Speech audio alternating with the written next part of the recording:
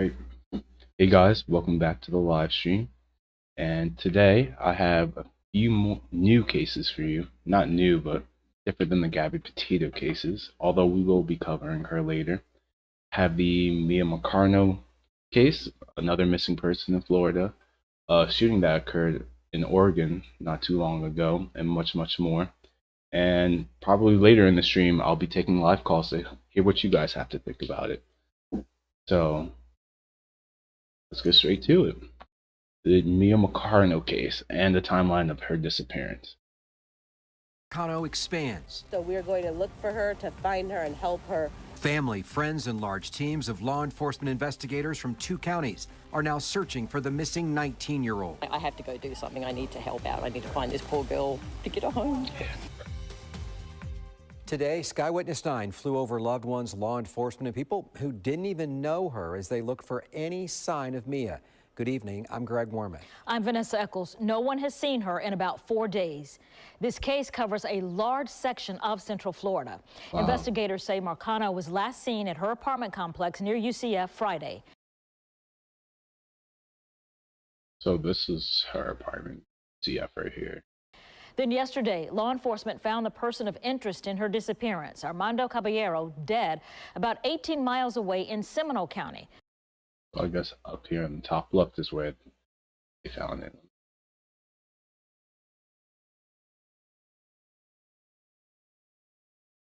So this is her apartment right here, and this is where they found the person of interest, aka the person they suspect did something to her, dead 18 miles away.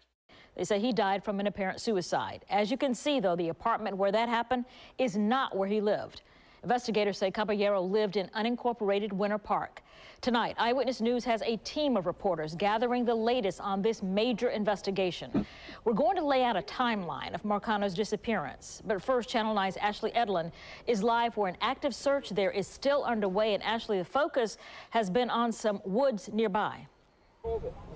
The woods close by to the apartment I'm right in front of right now, that has been the focus mostly for today. People have been knocking on doors, handing out flyers, but like you said, the woods really seem to be the focus today. A lot of people told me that's just where they had a gut feeling they needed to look. Family members of Miya Marcarno moved their search for the missing 19-year-old to the apartment complex in Seminole County. Miya, we feel you. We can feel you in our spirits. And I'm asking you to hold on. Miya! Dozens of friends and strangers joined them to scour every inch of the property. Boots on the ground, walk around, right? Look for those signs. We saw searchers doing that today. Knocking on apartment doors, handing out flyers, and combing through the woods. I'm like, I have to go do something. I need to help out. I need to find this poor girl to get her home. Marcarno has been missing since Friday. She was last seen at the Arden Villas apartment complex in Orange County. A maintenance man there is a person of interest in her disappearance. Orange County deputies say 27-year-old Armando Caballero took his own life Monday at this apartment complex in Seminole County, prompting a search around the area. Neighbors tell Channel 9 Caballero worked there as a maintenance man at one point. I was at home, obviously, yesterday with the helicopters flying overhead, wondering what was going on. And then when I saw the picture on the news of this guy, was a search around the area. Neighbors tell Channel 9 Caballero.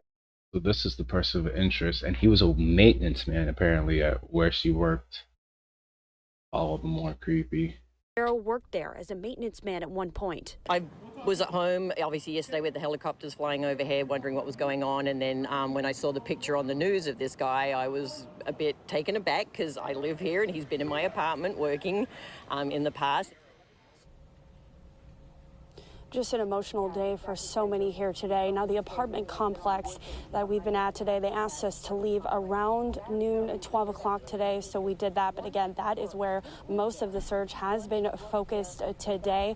And of course, we will keep you updated even in this field. Within the past few hours, we have seen searchers out here in orange shirts and large masses of people of searchers out here looking. We also saw many, but for now, live in Seminole County, Ashley Edlin, Channel 9 Eyewitness News. Officials at Miya Marcarno's apartment released a statement late this afternoon. It says in part, Arden Villas claims all potential employees go through a national background check. It says that check found no records of burglary or sexual assault against Caballero.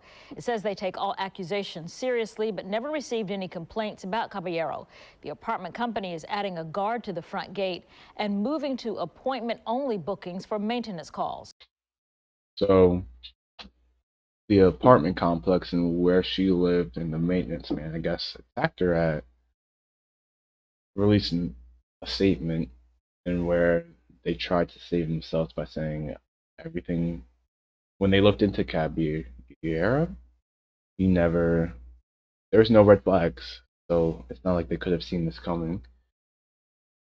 But now, to maybe prevent something like this in the future, they're going to be adding a guard to the front gate, which I guess would help.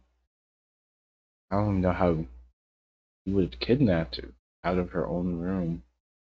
They're moving to appointment-only maintenance calls so that, I guess, maintenance people can't access your room when you're not there, which I wish was a thing before, but damn, hindsight's 2020. You can read the full statement on this story at WFTV.com.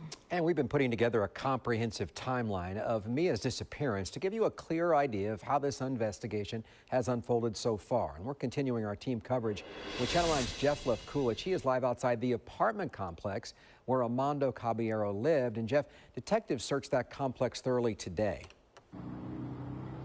And Greg, we're not sure exactly what they were looking for here at the San Jose apartment complex in Winter Park. This is in Seminole County. Now, right now, there are some volunteers that are putting flyers on all the doors here, asking anyone that might have any information as to Miya's disappearance. Now, earlier today, detectives were over here by this wall, which separates the apartments from a gas station. We're not sure what they were looking at here, but this all started around Friday.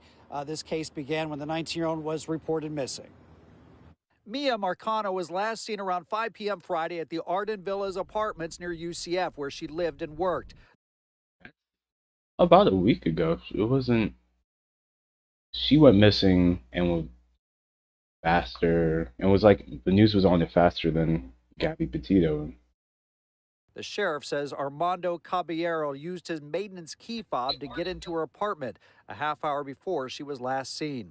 Orange County deputies say she was scheduled to catch a flight to Fort Lauderdale, but never made it on the plane. Fast forward to Sunday, September 26th, deputies began searching the wooded area behind Marcarno's apartment building. I just asked you guys a question in the polls. Please check it out.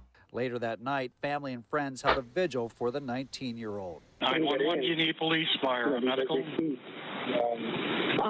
We found a suicide on property. Someone hung themselves from a garage. He hung They're himself, in the garage. bro? They're in our paint garage. Then on Monday not morning at even- 10:30, this damn. 911 call came into Seminole County Dispatch from the manager of an apartment complex in the Wekiva Springs area. The man who committed suicide was Caballero. Neighbors told us he used to work at the complex. He used to be one of our maintenance guys. Resident Trevor Harder says Caballero once fixed his AC. It's so sad what happened to this girl. It really is. It really, really is. But yeah, it's been very scary here. According to this Seminole County Sheriff's report, Caballero must have entered the garage sometime after Friday evening because that was the last time staff had been inside there. Damn. Caballero lived at the San Jose Apartments in Winter Park. According to the Seminole County Sheriff's Office, his address is apartment 112. No one was at the home, but we did see detectives searching the complex today for any clue that may lead them to Miya. And the Orange County Sheriff's Office could not tell us what they were looking for out here. A spokesperson told me they could not comment on the investigation today. People who live out here said they remember Caballero, but they said they didn't really know him too well. Reporting live from Winter Park, Jeff Coolidge, Channel 9 Eyewitness News. Our coverage of Marcarno's disappearance doesn't end here. We have a reporter speaking to an attorney today about safety and security at the complex where the college student was last seen. We'll bring. And I have another video on it. I think it's from the sheriff speaking on the case. So again, our detectives and deputies have been working around the clock on this case, or we're pouring a lot of resources into finding Miya. Again, they had developed Armando Manuel Caballero as a person of interest and had actually issued a warrant for him for burglary, since he had accessed Miya's apartment, obviously without her permission, and not for any purpose or work order purpose. So, you know, her information has been entered into the system, you know, as missing. This time we'll take a few questions. Sheriff, you had said that you would make contact with this person of interest. So what had happened between the initial interview with him and... So the guy they had, I guess, arrested. They already had the initial interview with, you know, responding deputies at the scene, and he was the maintenance worker, just at that time appearing to try to provide some basic information, and didn't appear that he was a suspect at that time. They probably initially met him during the okay, so he. No, I would say it's definitely not a human trafficking situation. I think that it's a situation where someone had developed a romantic interest. Obviously, Miya was not interested in this time, so we're still trying to investigate all the circumstances. You guys are saying you can't hear her. And what exactly happened regarding her disappearance. So our team coverage now moves to Orange County. News 6's Jerry Askin is live near the Arden Villas apartments. That's where Marcarno was last seen alive. Jerry? Hey, Lisa, and right now this coming as we're finding out more about a new maintenance system now in place. I feel like he killed her so he wouldn't get caught, but, you know, I guess he didn't think too far ahead that, like, hey, him breaking into her room with the fob is trackable and detectable. And, like, B, like, if she doesn't show up home or calls anyone that she loves, they're obviously going to go and report her missing. And I guess he didn't think too far ahead. I guess he was just thinking in the moment about what he wanted. And we obviously saw what happened after. It's at the Arden Villas apartments here where Miya lived. Meantime, her family and friends have been passing out flyers like this one all day, hoping that someone knows something. Miya, baby girl, if you can hear me, if you're seeing me, we're here. We're coming. A desperate plea to bring 19-year-old Miya Marcarno home. Her family hopeful that she's alive and okay. I believe Armando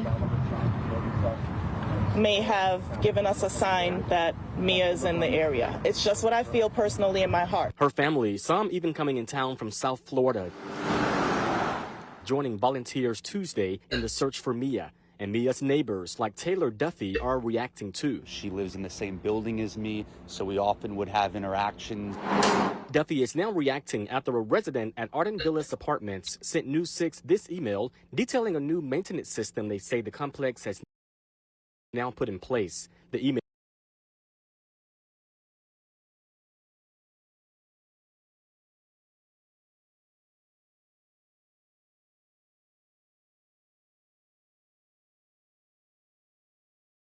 says all current service requests in the system has been closed, and it asks residents to now schedule a service request appointment. I think that recent email helps, that they are now going to be doing maintenance requests on an appointment basis, making sure that the renter is present and that they know exactly when the maintenance personnel will be arriving.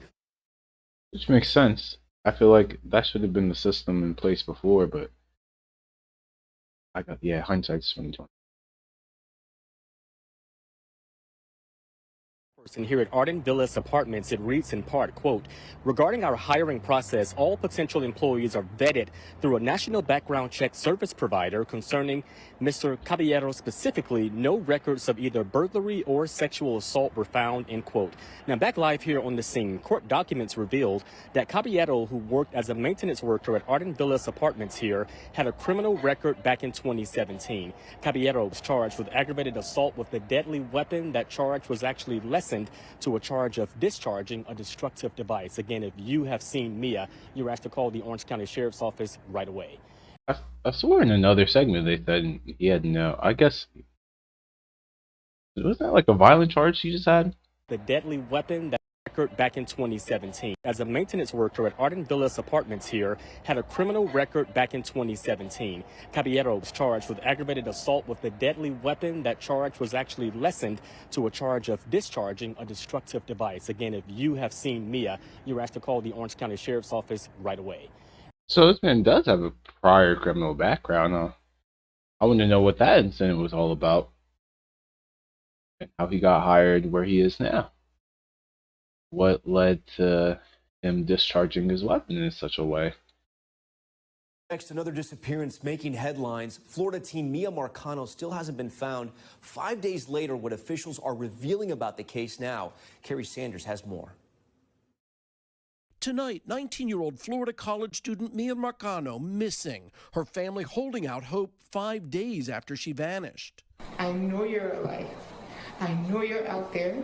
On Monday, Orange County deputies identified Armando Manuel Caballero as a person of interest in Marcarno's disappearance, but Caballero was later found dead. Earlier today, Armando Caballero was found dead at an apartment complex in Seminole County. It appears he has killed himself. Marcarno's family says Miya had rebuffed several romantic advances from Caballero. They both worked at the Arden Villas Apartments. Investigators say he was in her home just before she was finishing her shift. We now know that a maintenance-issued master key fob, which Caballero was known to be in possession of, was used to enter Miya's apartment Friday afternoon at about 4:30. This would have been about 30 minutes before she finished her shift at the apartment complex. So we gotta watch that again. He used his maintenance key to enter her room while she was on the job, like at work. So I guess she came home surprised to him being there. But which Caballero was known to be in possession of. That a maintenance-issued master key fob, which Caballero was known to be in possession of, was used to enter Miya's apartment Friday afternoon at about 4:30. This would have been about 30 minutes before she finished her shift at the apartment complex. The Valencia College sophomore was supposed to visit family in Fort Lauderdale last Friday, but missed her flight. Marcarno's family now fears the worst.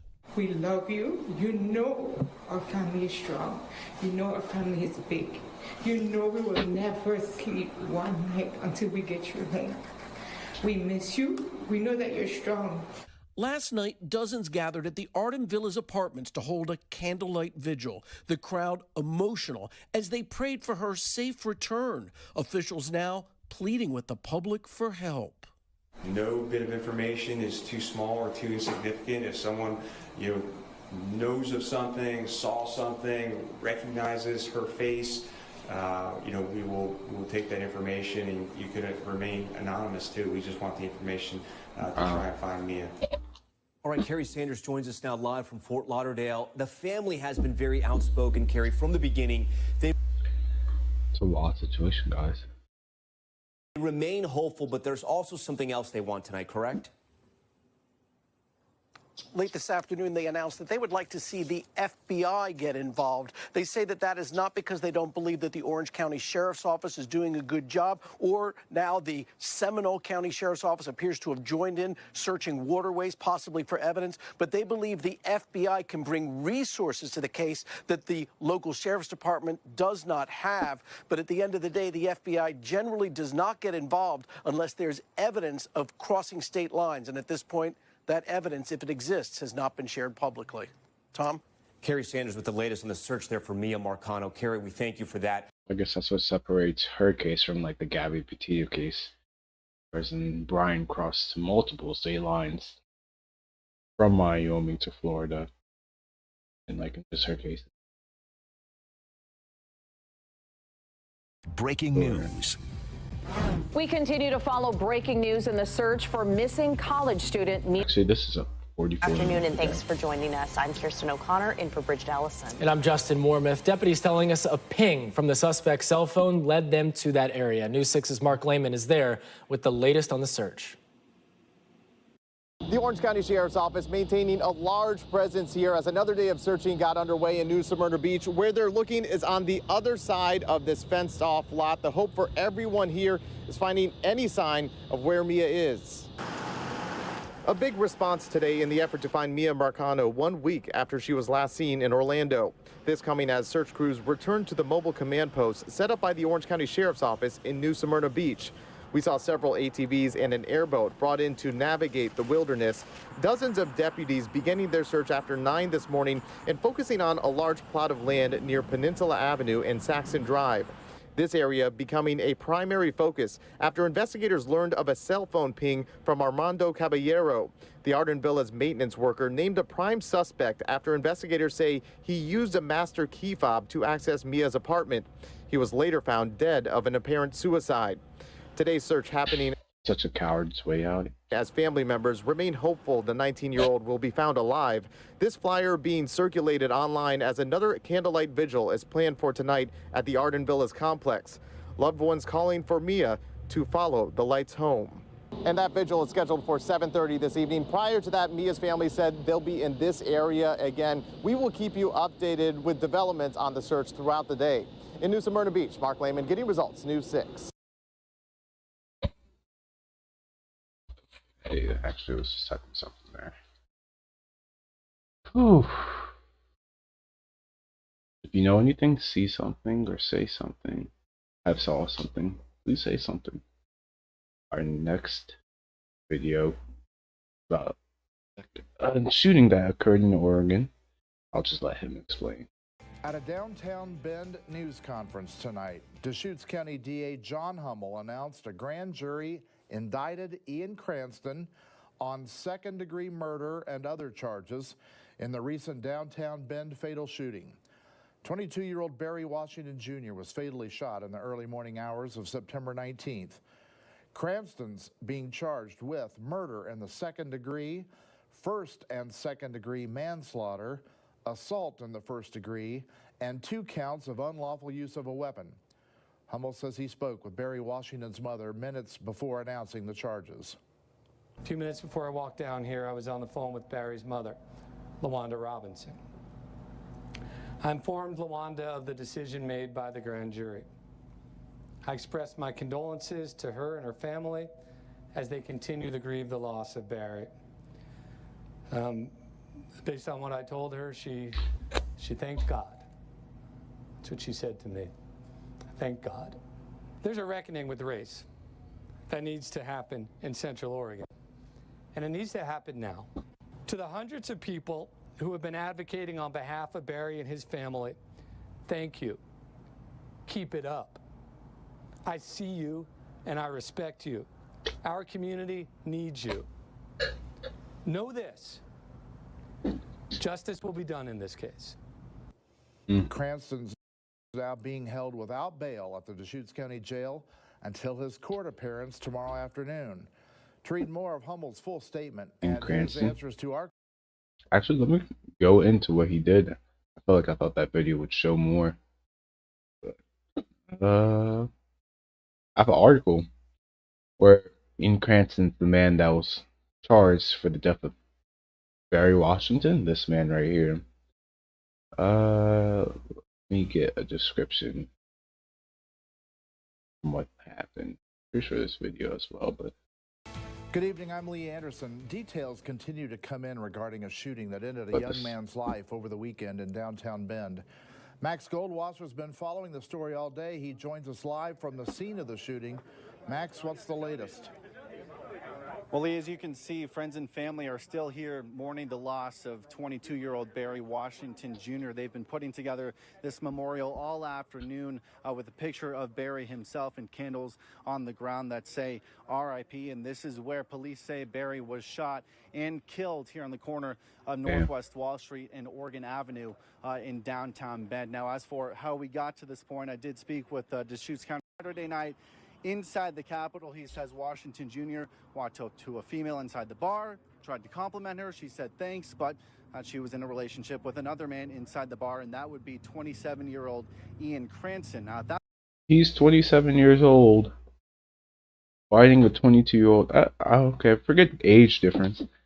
I understand, like, hey, someone just hit on your girl, but I mean, it sounds like he just said she just admitted to having a boyfriend and you're there with her. It's not like he's gonna steal your girlfriend from you in the bar. At that point, things did not escalate. In fact, nothing else happened until later in the night when Cranston and Washington and the group of friends they were both with got into an argument outside the Capitol on the street corner here. And without warning, Cranston took out his gun and shot Washington, who was taken to St. Charles, where he later died. Now, That is the most coward move I've ever seen. How does he have a gun inside of a bar?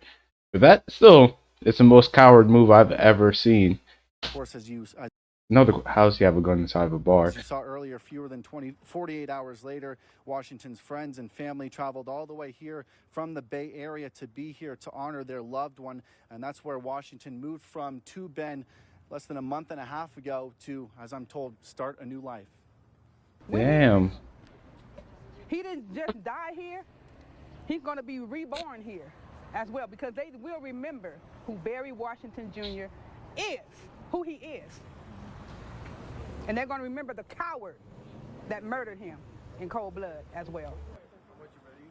Cranston was charged with second-degree manslaughter. His initial bail was set at $100,000. He was released on bail yesterday afternoon, and I did speak. He was released on bail. Wow. With John Hummel, and he called this a homicide with no justification.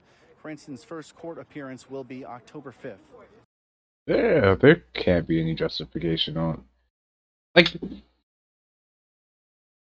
what? Did they even get into a scrap or anything? Me and my deputies will be asking the grand jury to return an indictment charging Mr. Cranston. We're still deciding what level of crime we're going to be asking for, whether we'll be asking for murder or some other degree of homicide. Again, that court appearance will be on October 5th. And of course, you can check back in with us on air later tonight on First at 10 on Fox and online. How did he murder someone to get out on bail? It's a real question. I didn't know our bail system was that easy, I guess. Say hello. Here's video of it. Say hello. Get the away from touch me. Get the Oh. away from touch me. Get the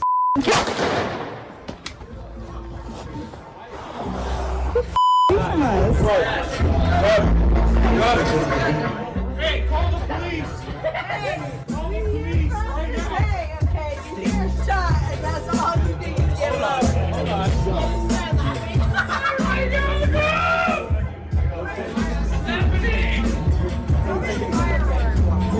Hit me.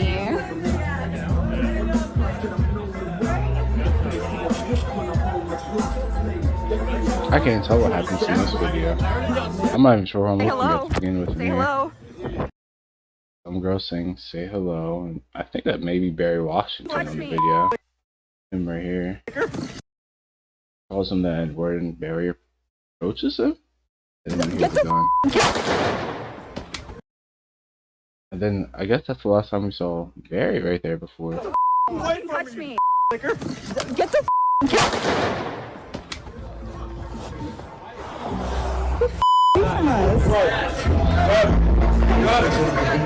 Hey, call the police. Hey, call the police. Okay, you get a shot, and that's all you need to get up. People laugh. That's so sick.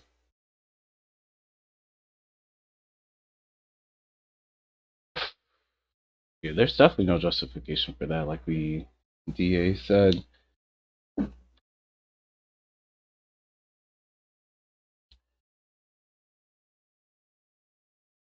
Well, as of so far, I think he's been charged with second-degree murder or second-degree manslaughter. He released a cell phone video of the fight to local media outlet this week. The shaky footage just shows a few seconds of shoving between Washington and another person before the fatal gunshot cracks. He falls back. The recording goes on for nearly a minute after Washington is on the ground. Butler appears to walk away and talks to bystanders. Cranston rendered aid and applied pressure to the wound, according to him. Then police officer. So, I mean, he tried to, what's it called, save the man, but still, they said shoving. It sounded like fists were thrown. And then to pull out a gun in that, bro, that's overboard. Cranston is scheduled for a court hearing October 20th or October 5th. But I'm pretty sure he had a bail hearing. It was out. Might be a conflicting story. Put it.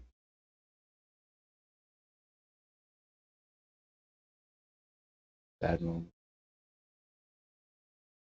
Next up are 6 cyclists that were hit in Texas, and surprisingly, the teen walked away from any charges after hitting 6 cyclists. Not just 1 or 2, 6 of them. They're recovering tonight after investigators say a 16-year-old driving a pickup truck crashed into them. This is a picture of that aftermath. You can see bikes left mangled on the side of the road there. It happened yesterday morning after 10:30 on Business 290 out in Waller County.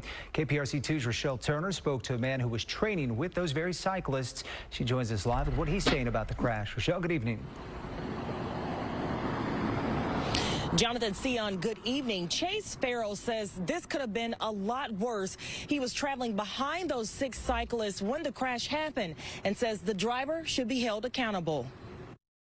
When I pulled up on the scene, I thought I was going to be pulling up the people that were dead. Chase Farrell is talking about his friends who were hit by a truck while they were training for the Ironman Marathon. It happened Saturday along Business 290 in Waller County. A kid in a black truck attempted to roll coal us where they accelerate past blowing diesel exhaust on cyclists. We found several videos of rolling coal on YouTube. You can see thick black smoke blowing on cyclists. Farrell says the same thing happened to the group and the driver wouldn't stop doing it. It made me mad, so I accelerated to try to catch up to him, to bridge up to him so I could take a picture of his truck, take a picture of him, take a picture of his license plate, something. Before Chase knew it, the driver of the truck, identified as a 16-year-old, hit 6 cyclists. They were taken to the hospital with shoulder, back, and neck injuries. Yo, 16 years old. Doing this, bro. Sense for anybody to do that to any cyclist. I mean, it's pointless. Chase says the teen pulled over and spoke to officers, but he was never arrested. While he's grateful his friends are alive, he says something needs to be done. I don't understand. If it was me who had struck somebody else with my bike or some other, my vehicle, a pedestrian, you know, I would be at fault. I'd be in jail. I don't understand how it's come to this point now where, you know, there's no consequences thus far. I did reach out to Waller Police to see if there were any updates in his case. I have not heard back. Chase says the 6 cyclists are at home recovering, waiting on surgery. A GoFundMe page has been set up to help them. You can find more information on our website. It's clicktohouston.com. Whoa. Reporting live, I'm Rochelle. Whoa. How is it that I do have a video about bicycling in Texas, but I don't understand how this kid walked away with no charges. He hit 6 people. What? Like, any type of charge should have been. That's a question I got for you guys. Should this kid have been charged with something, anything, after hitting 6 people? Us where they accelerate past blowing diesel exhaust on cyclists. And especially for something like this. Videos of rolling coal on YouTube. You can see thick black smoke blowing on cyclists. Farrell says the same thing happened to the group and the driver wouldn't stop doing it. It made me mad, so I accelerated to try to catch up to him, to bridge up to him so I could take a picture of his truck, take a picture of him, take a picture of his license plate, something. Before Chase knew it, the driver of the truck, identified as a 16-year-old, hit 6 cyclists. They were taken to the hospital with shoulder, back, and neck injuries. I mean, it's senseless. It doesn't make any sense for anybody to do that to any cyclist. I mean, it's pointless. Chase says the teen pulled over and spoke to officers, but he was never arrested. While he's grateful his friends are alive, he says something needs to be done. I just asked you guys that question in the chat. Go check it out. It's in a new poll. Should the teen have been charged with something? I don't know what, but something after hitting 6 cyclists, and it seems like it was almost on purpose. Maybe not on purpose, but he was toying around with them and not obviously like just trying to get away from them. I don't understand. If it was me who had struck somebody else with my bike or some other my vehicle, a pedestrian, you know, I would be at fault. I'd be in jail. I don't understand how it's come to this point now where, you know, there's no consequences thus far. I did reach out to Waller Police to see if there were any updates in his case. I have not heard back. Chase says the 6 cyclists are at home recovering, waiting on surgery. A GoFundMe page has been set up to help them. You can find more information on our website. It's clicktohouston.com. Reporting live, I'm Rochelle Turner, KPRC 2 News. Wow. I really don't. Is this the only? Look at that, Griffin. Oh, accident.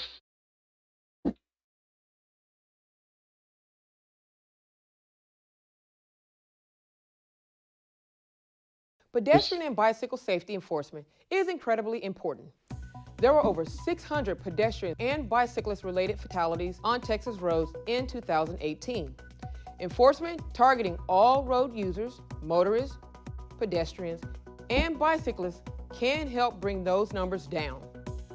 This video will cover enforcement of laws affecting the safety of pedestrians and bicyclists in Texas and focuses on Texas state laws only. So be sure to consult any additional ordinances or regulations that may apply in your jurisdiction.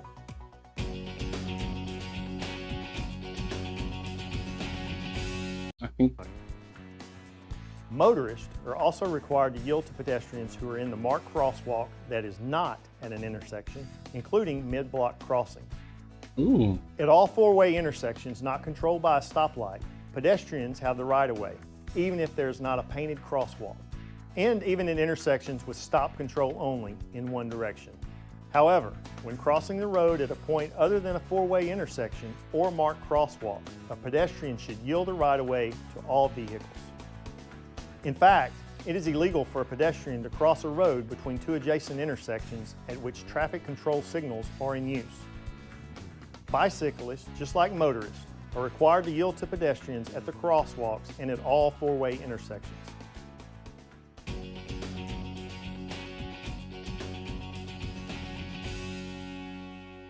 Next, let's talk about some of the other traffic law violations that you may see when doing enforcement.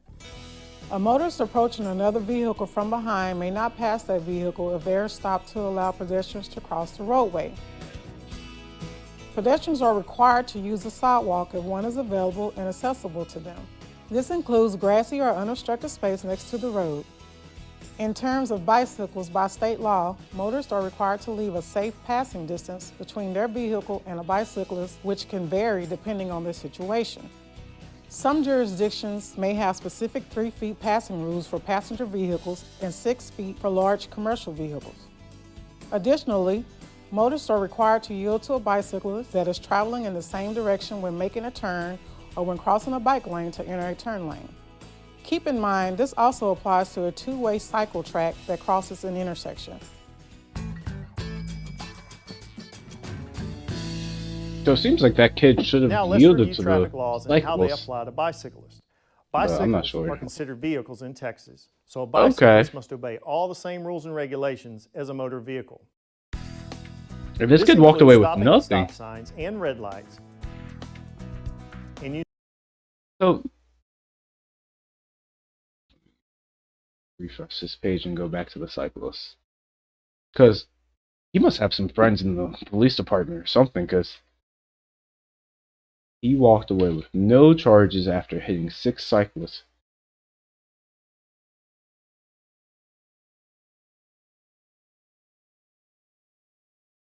We are getting new details tonight about a violent crash in Waller County where 6 cyclists were hit by a truck. A teenage driver is accused. Today, a special prosecutor has been assigned to this case. KPRC2's Rochelle Turner live at the Waller County DA's office. Rochelle, we know this is a case that many have been following since this weekend.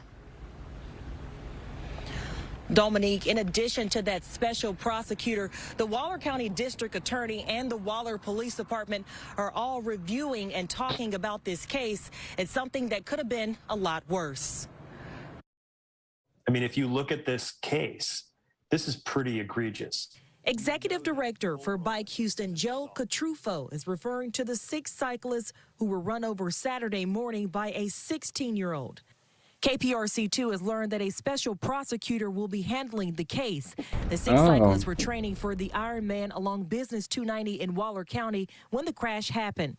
I spoke to Chase Farrell over the weekend, who was biking behind the cyclists, and says the teen kept attempting to roll call them. Where they accelerate past blowing diesel exhaust on cyclists. While the case is fresh, the Waller County District Attorney also said rolling coal is at minimum an assault. The attorney representing the teen says his client attempted to render aid and cooperated with police. He says after their investigation, they decided not to charge my client and did not even issue him a traffic ticket. How do you hit somebody and go away scot-free? Like that? What? He had some sympathy from the officers. Clearly, they determined a crime had not occurred. But groups like Bike Houston and the attorneys representing the injured cyclists say there needs to be some sort of consequences. We're afraid that if this driver gets away with it, then other drivers in Waller County or anywhere really will be emboldened to attack and harass and threaten cyclists because they know they can get away with it.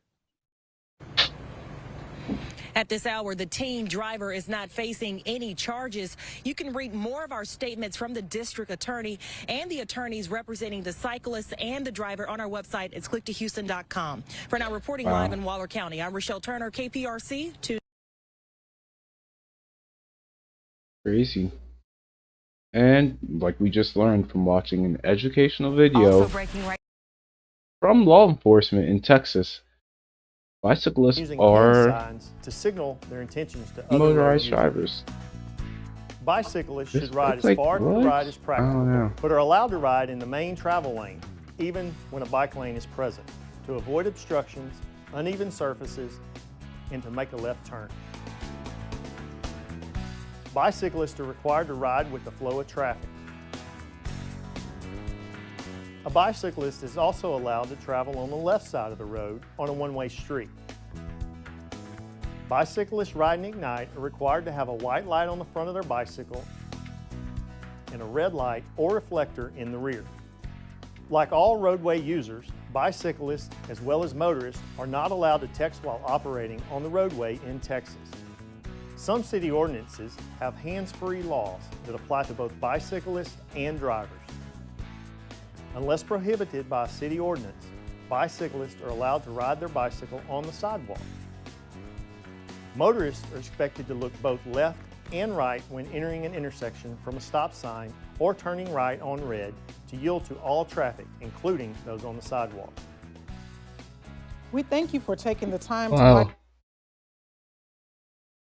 It seems like if they let this kid go away, then you're setting precedent for other people to just continue roll calls.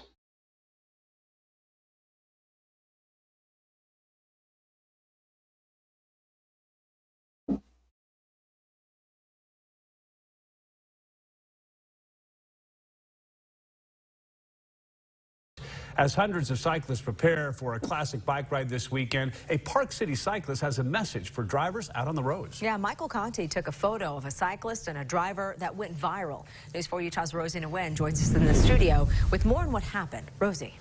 Well, Don Kim, as an ultra cyclist, Michael Conti says he's dealt with aggressive behaviors from drivers many times. But this time, when he got behind the camera, he captured it happening to someone else. You can hear when a truck's going to do it. You'll you'll hear them kind of rev up. Calling cycling a hobby would be an understatement for Michael Conti, who's won multiple competitive events, such as the race across the West. But he says his experience with drivers on the road hasn't been the best. I've had people intentionally try and run me off the road, throw things at me, swear at me. You know, the universal bird comes flying out of windows. More than a week ago, Conti took a break from the pedals and got behind the camera.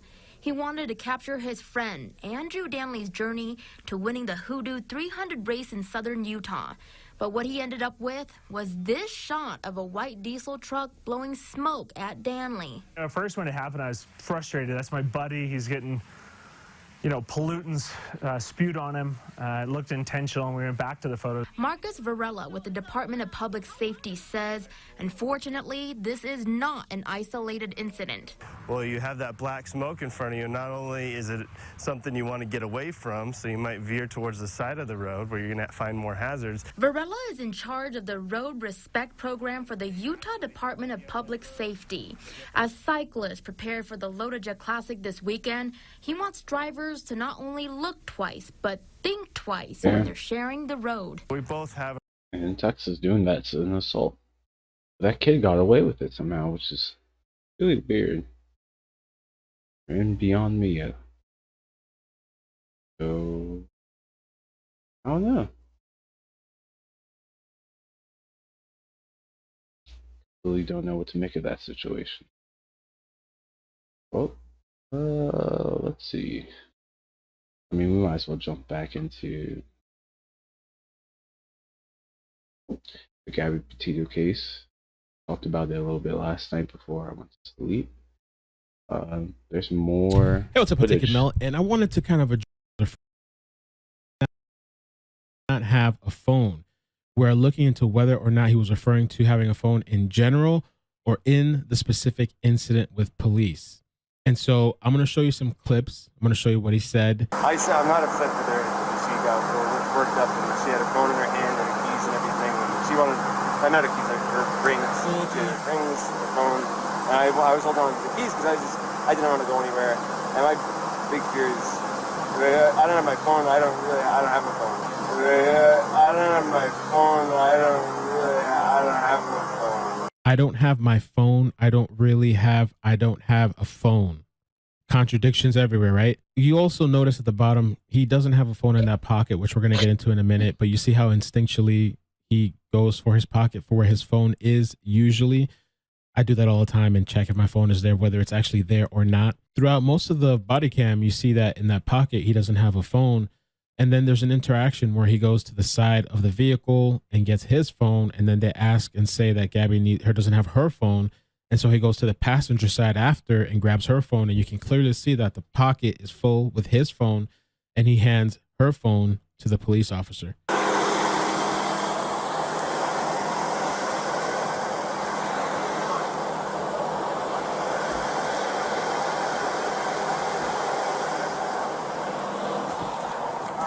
Hey, Brian. Can I take 2 minutes of your time real quick back here? You want me to call? I mean, I can call the EMS if you want me to. You don't seem like you want to go that far. If you don't take a photo, you can take a photo. Yeah, I need to take pictures for my evidence because otherwise it's going to be your say, her say, my say, and the court's going, so I have to do this part of it, alrighty? So it's just going to be a couple of pictures.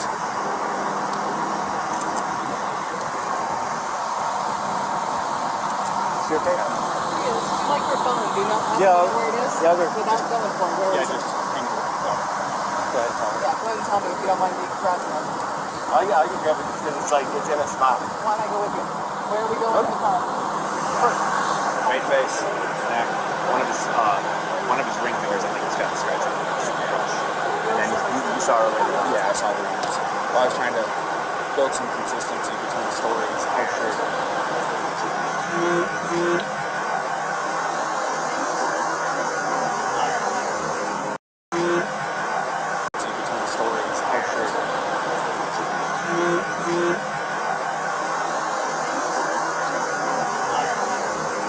And then let me see your hand. Is that?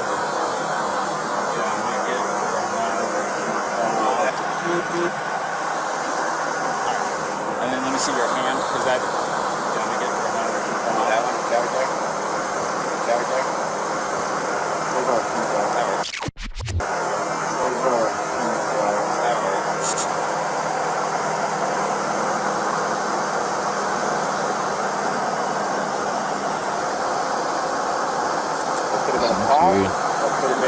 I know you said this is from a wire, but I'm going to take a picture of it just in case. And I'll go. Alright, cool. Hey, Brian. Can I take 2 minutes of your time real quick back here?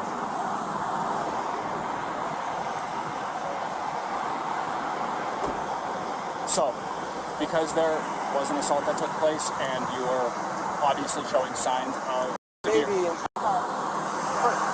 Right face. You can just see. One of his ring fingers, I think, has got a scratch on it. And then you saw earlier. Yeah, I saw the ones. We saw the body cam footage, so. Consistency between stories.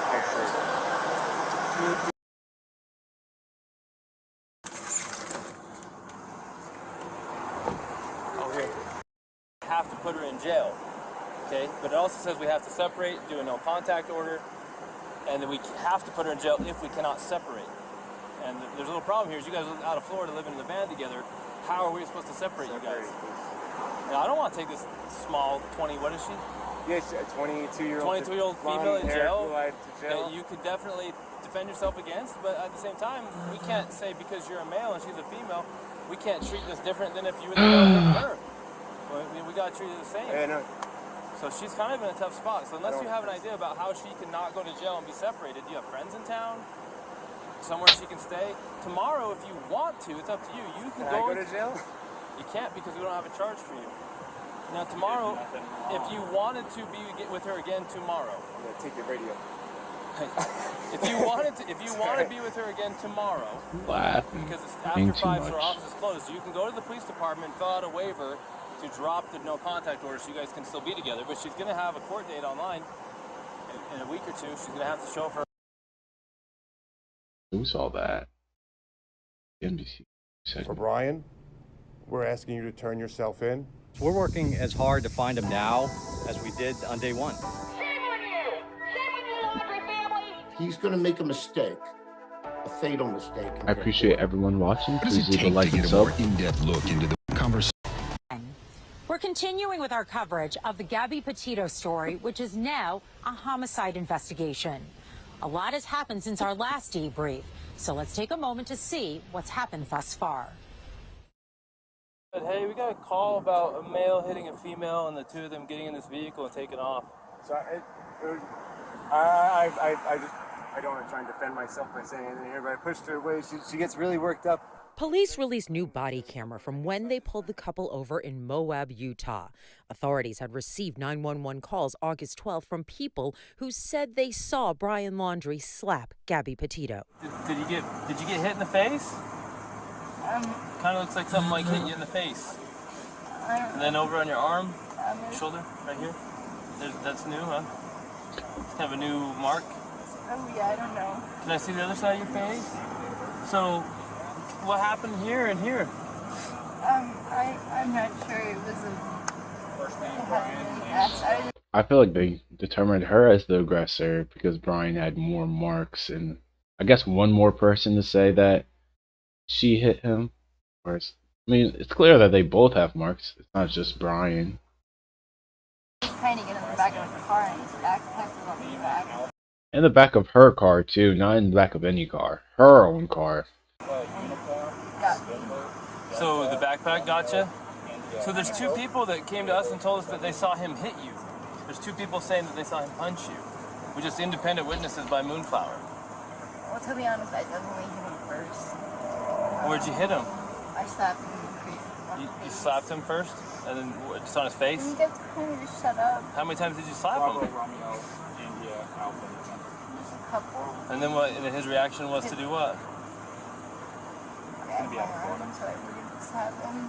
He just grabbed you? Yeah. Did he hit you though? I mean, it's okay if you're saying you hit him, and then I understand if he hit you, but we want to know the truth if he actually hit you. Because I guess, yeah, but I hit him first. Where did he hit you? Don't worry, just be honest. He grabbed my face, I guess. He didn't hit me in the face, he didn't punch me in the face. he slap your face or what? Well, like he grabbed me like with his nail, and I guess that's why it looks. I definitely have a cut right here because I can feel it. Yeah. When I touch it, it burns. Police separated the two for the night, but no charges were filed and no serious injuries were reported. Damn. A month later, Gabby Petito was found dead. Now, federal agents are searching for her fiancé, the only person of interest in her disappearance. FBI agents and local cops have been searching the vast nature preserve near his family's home in Northport, Florida, since September 17th. But his parents told police they last saw him on September 14th. And now, still no sign of Brian. Dirty laundries. Gabby Petito never goes outside. But we're starting to get a somewhat clearer picture of Petito's final hours and what Laundrie had been up to since he returned home. This week, a Jackson restaurant confirmed that the couple dined there on August 27th. Mary Piglets. I do remember a TikToker or somebody coming out saying that they did see them there on the 27th. And they had an argument with the host as well. Brian had an argument with the host as Gabby was crying. The same day, YouTubers caught their van off the side of the road not far from where Petito's body was found. And days after he returned to Florida on September 1st, we learned Laundrie got a new phone from AT&T. Why do you get a new phone as soon as you come back home? You're guilty of something, bro. His family said it was for a family camping trip to Fort DeSoto Park, which sits on a barrier island on Florida's Gulf Shore. They say he came home with them. The park has turned over surveillance camera footage to investigators. This is the lead dog the bounty hunter found. He out there, I'm pretty sure right now. Looking into the case. And that phone he just got, apparently he didn't take it with him when he went on that fateful hike that sparked a manhunt. Burner phone. Reward for information on his whereabouts now top $80,000. And even reality star Dwayne Chapman, who you might know better as Dog the Bounty Hunter, are trying to collect. The search now is really on. So for a little more clarity about what's happening with the search for Brian Laundrie, we're going to ask a retired inspector from the U.S. Marshals, Craig Kane. Hey, Craig, how's it going? Good morning. How are you? I'm good. I imagine you're watching this search with some questions, maybe a little frustration. Like everyone else, yes. What are you noticing right now? What do you think is going on? You got to understand that this isn't an episode of Law and Order or NCIS, you know what I mean? This isn't an hour-long search with commercials. These types of investigations could take days, months, even years. You know, case in point, back in the late 90s, there was a guy named Eric Rudolph. You might be familiar with that name. He did a string of bombings in Alabama and Georgia, and he went on the FBI's 10 most wanted list. And he was a survivalist, so to speak. He disappeared. It took 5 years to find this guy. 5 years? 5 years. We think Brian could be hiding they out for found 5 him? years. No He way. came out of the woods one night when his provisions ran out, and he was rummaging through a dumpster in a rural town of North Carolina. And a local police officer happened to come by and seen this disheveled-looking man rummaging through a dumpster for food. And he put him under arrest, and that was the end of Eric Rudolph. Yeah. A guy like Brian here, unless he's a very skilled survivalist, and he could live off the land, so to speak, there's going to come a time where whatever provisions he has runs out. And he's going to have to make a dash for a community, whether to buy goods in a store or, like Eric Rudolph, rummage through a dumpster for scraps.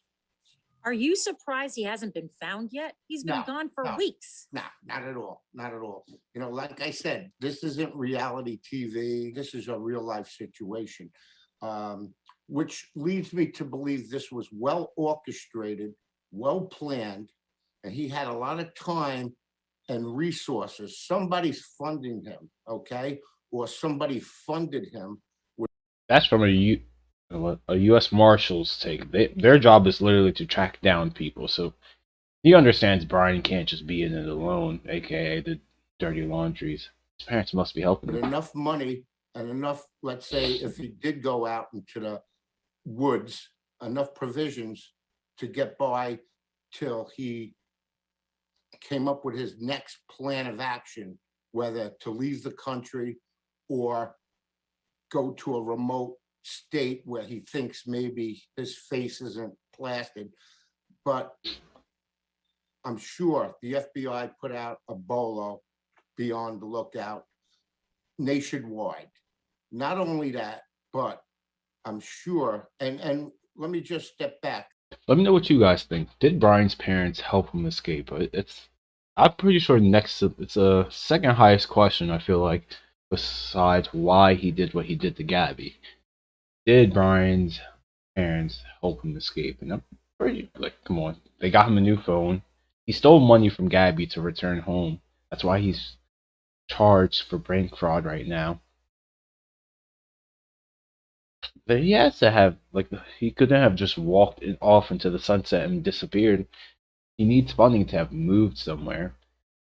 By getting this warrant opened up the door for the FBI or any law enforcement to use subpoena powers to get records, whether it's some kind of digital footprint they're looking for, to get into the house, to check any kind of platforms that he might be using or somebody who's helping him might be using. They could even have a forensic artist compose a couple different photos of him with hair in case he's wearing a wig, you know, clean shaven, scruffy, or a full beard, different types of looks that he might be using to conceal himself. Yeah, he There's a definitely could thing shave. called a red notice.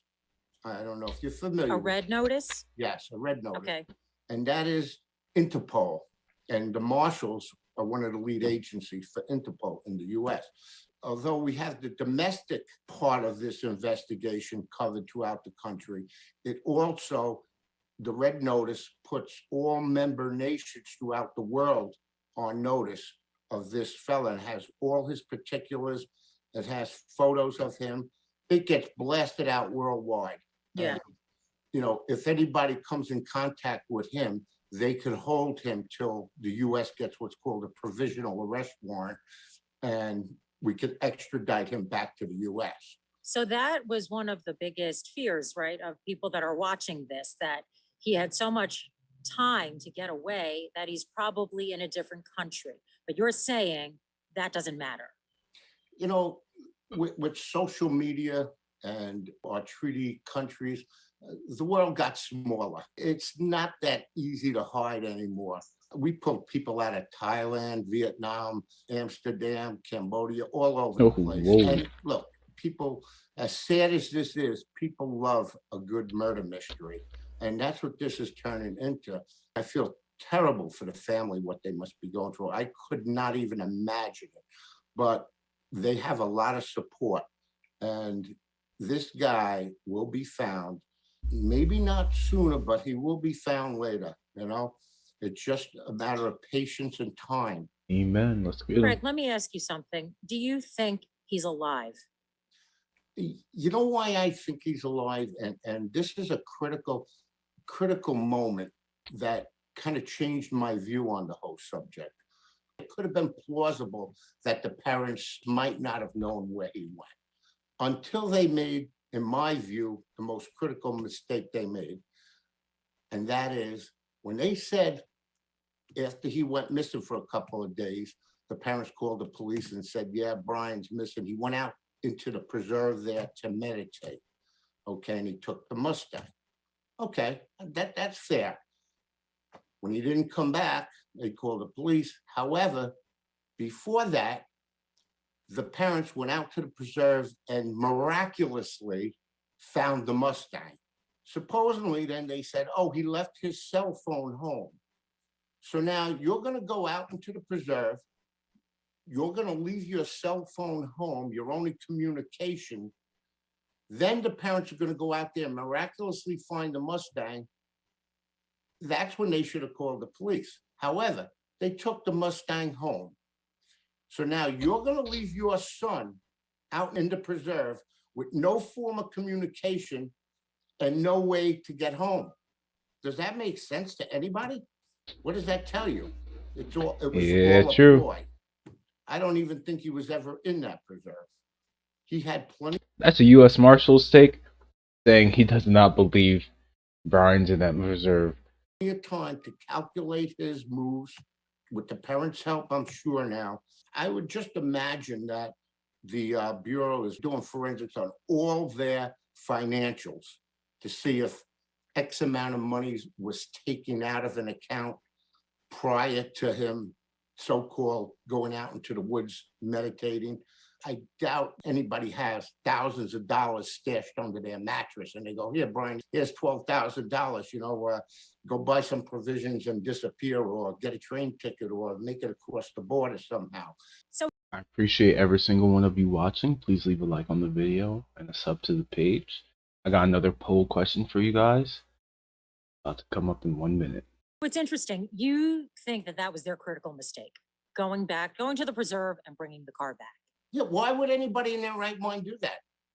When you know, and you made a statement to the police that here's his phone.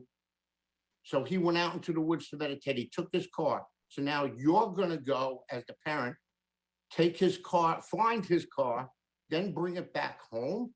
When you know your son's out there, how's he going to get back home? He can't call you because his phone supposedly was left in your house. Was he going to walk back? It makes no sense to me. And as a 30-year investigator type that I was doing, these types of cases that I was doing, to me, that would say they're full of crap, that they helped him somehow, some way. That's just my view. So then not only do they get his car, they go and bring his car home, and then they wait 3 days to call the police.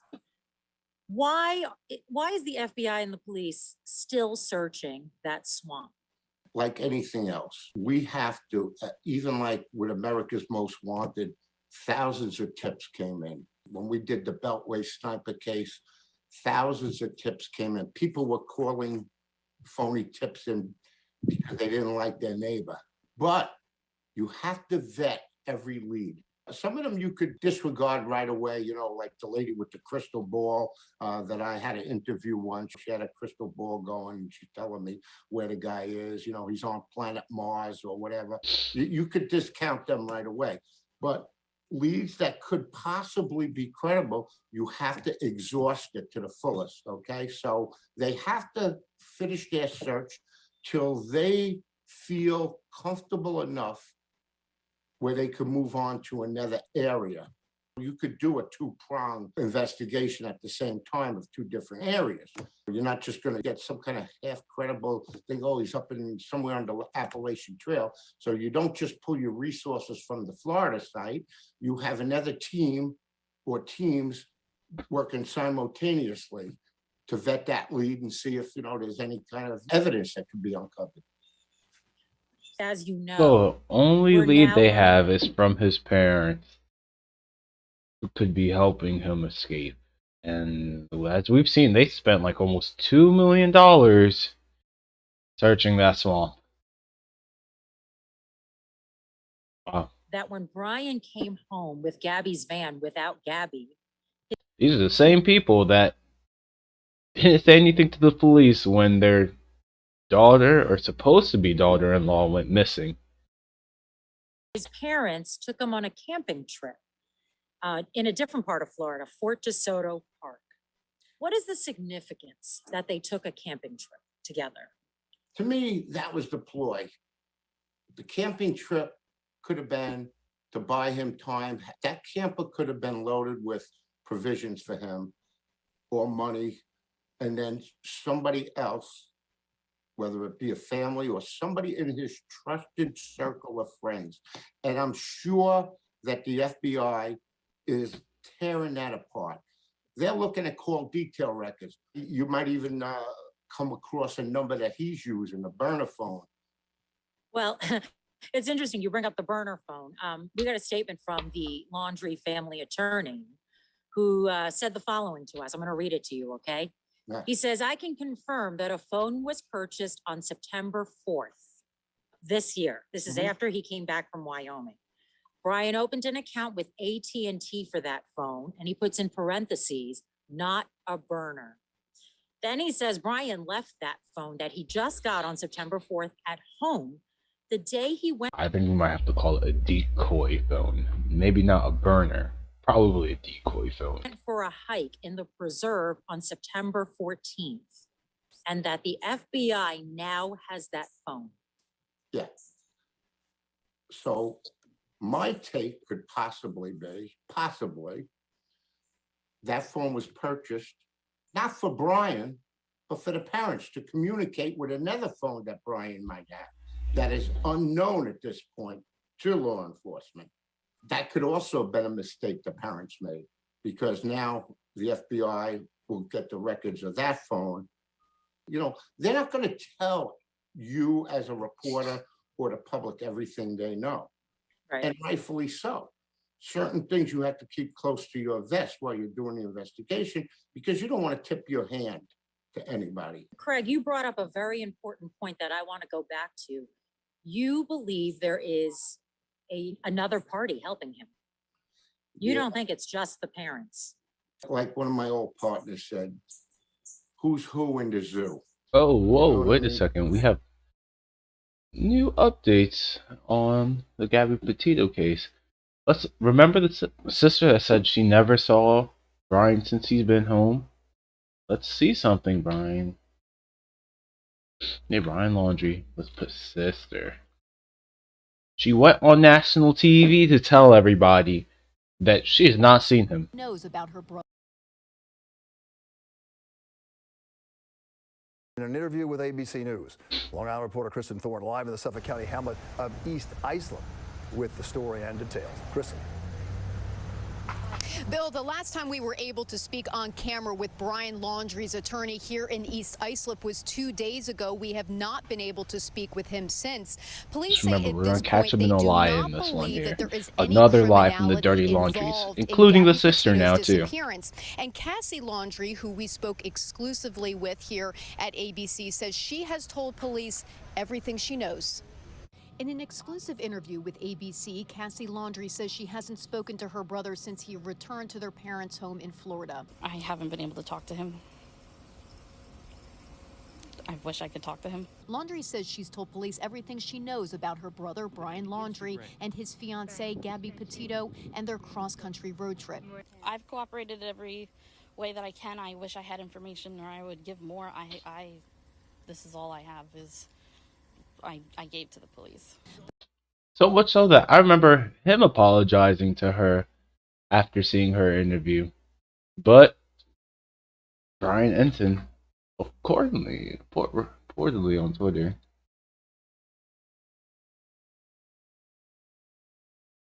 just found a statement from their lawyer saying she saw her brother on September 1st when he stopped. He came to her house. Wow, wait a second here. That's a big lie. That's not like since he's returned home. At ABC says she has told police everything she knows. In an exclusive interview with ABC, Cassie Laundrie says she hasn't spoken to her brother since he returned to their parents' home in Florida. I haven't Whoa, hold on there. been able to talk to him. Now, from the dirty laundry attorney, Mr. Bellino, whatever his name is. Cassie saw her brother Brian on September 1st when he stopped by her home, and again on September 6th at Fort DeSoto Park. That's 2 different times she has seen him since he stopped home in Florida, apparently. And her house would be on the way to his house if he was coming from Wyoming. But she did go on the record in front of news saying everything she what knows. she said. In an Hold on. exclusive interview with ABC, Cassie Laundrie says she hasn't spoken to her brother since he returned to their parents' home in Florida. I haven't been able to talk to him. I wish I could talk to him. Laundrie says she's told police everything she knows about her brother, Brian Laundrie, and his fiancee, Gabby Petito, and their cross-country road trip. I've cooperated every way that I can. I wish I had information or I would give more. Yet, she never said this. She went and let the lawyer explain this. Like, why would you, to my knowledge, Cassie went for a day. Despite Cassie saying in an earlier interview she hasn't spoken to Brian since he returned to Florida. So now this is all the whole family's can't take anybody's word at this point. Because at first she seemed like the most believable in the family. And it's extremely clear now that she's lying. And she only admitted it till after she was caught, I guess. Because the FBI does have footage of her if she ever did go to the Fort DeSoto campground, which was never mentioned. So this is all around wild here. This might be another lead, to be honest. It seems like they're just lying every step of the way so that Brian can maybe get further and further on wherever he's trying to go. This is Brian Enton with, I think, News Nation now. He's reporting live. Any prior communication by Cassie that does not reflect these dates is simply difference of relating an answer to a question misinterpreted. She's claiming to, I guess, have misinterpreted the question, and that's why her. But if someone says, when's the last time you talked to your brother, and you saw him twice since, came back to Florida, why did you say you haven't been able to talk to him at all? It's very fishy. Here at ABC. Just like you're covering. Okay, she hasn't talked to him, no need to question her. But then it's like, wait, you're on video talking to him. What? Oh, now you misinterpret it? Oh, wait, no. No, I'm sorry. It's simple and straightforward. In an exclusive interview with ABC, Cassie Laundrie says she hasn't spoken to her brother since he returned to their parents' home in Florida. I haven't been able to talk to him.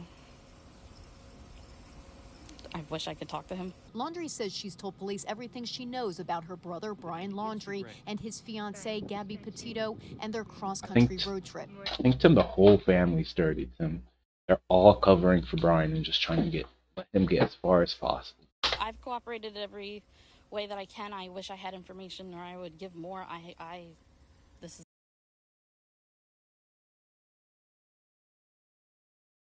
Moab police, the Moab City released a statement, I guess, on Gabby Petito and Brian Laundrie. The death of Gabby Petito in Wyoming is a heartbreaking tragedy. All of us are deeply saddened to learn the outcome of a nationwide effort to locate her. Our sincere condolences go out to the Petito family. With a weeks-long search for Miss Petito across the western U.S., news that a call to Grant County Dispatch on August 12th reported a possible domestic dispute between Miss Petito and Brian Laundrie here in Moab has naturally led to questions from the media and the public about the call. During the past week, our police officers have both been praised and criticized for their response to the resolution, which is understandable. Everyone's 50-50. Should we have arrested her? And if we did arrest her, would it have made a difference? Because, I mean, being arrested is pretty bad and it does show up on every background check for whatever job you go to apply for. But in this case, could arresting her have saved her life? I think that's what everyone is trying to figure out. The Moab City Police Department has clear standards for officer conduct during a possible domestic dispute, and our officers are trained to follow these standards and protocol. At this time, the city of Moab is unaware of any breach of police department policy during this incident. So I guess they're trying to back the officer that split him by letting Brian go to a motel and Gabby take her car and just get excited. However, the city will conduct a formal investigation and based on the results, will take any next step that may be appropriate. So, I guess based off the body cam footages that we've been seeing since they're going to look at whether or not, I guess, he should have gone full domestic and arrested Gabby, or if what he did was correct and no further, I guess, no further work needs to be done or action needs to be taken upon the officer. We understand that individuals can view the same situation in very different ways, and we recognize how the death of Miss Petito more than 2 weeks later in Wyoming might lead to speculation and hindsight. Like I always say, hindsight is 20/20 in that. But even in this case, it's still, is it 20/20? Like, how do we know what to do? I mean, we could certainly say, like, maybe, I don't know, separating them wasn't just enough. But in that moment, would you have told the officer to go arrest Gabby and roll with the outcome that comes that way? The purpose of the city's formal investigation is to gather the underlying facts and evidence necessary to make a thorough, informed evaluation of such actions. So right now, I guess, they're looking into the situation to see if they have to cover themselves and fire the police officer, I guess, for not doing more than just separating them, which I'm not advocating for, because I watched this. You can watch my last reaction vid to that video. It's a hard situation because I guess Brian's not the one that's charged as the aggressor. It would have been Gabby. And no one wanted to charge that small girl in a domestic violence charge. Ultimately, we depend on our law enforcement officers to make the best possible decisions in evaluating every incident individually, which I guess is what the supervisor or second officer on scene said to the first officer. Whatever you want to do, he trusts his judgment, which I guess is understandable.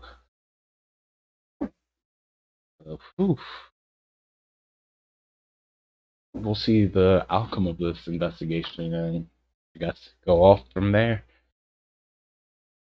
And this question is going to determine what happens next. But the only person who can answer this question is you.